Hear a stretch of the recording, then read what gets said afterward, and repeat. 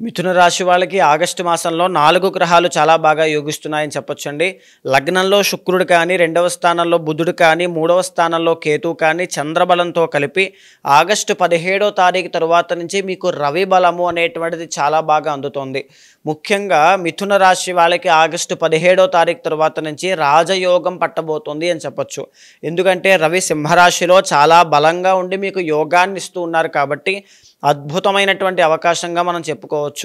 ప్రత్యేకించి ఏమిటి అంటే జాగ్రత్తలు తీసుకోవాల్సింది దేనికోసము అంటే ఆగస్టు 17 లోపు రవి బలము అనేటువంటిది లేక ఫైనాన్షియల్ ప్రాబ్లమ్స్ అనేటువంటివి చూసే అవకాశాలు ఎక్కువగా ఉంటాయి.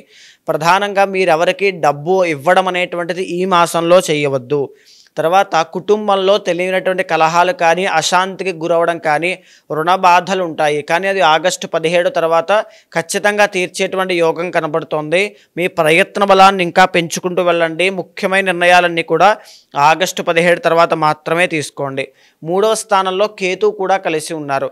అక్కడ మీకు రవితో పాటుగా బలంగా ఉండేటువంటి రవితో పాటుగా కేతువు కూడా కలిసి ఉండడం మూలాన తండ్రి యొక్క ఆరోగ్యం విషయంలో జాగ్రత్త తీసుకోవాలి.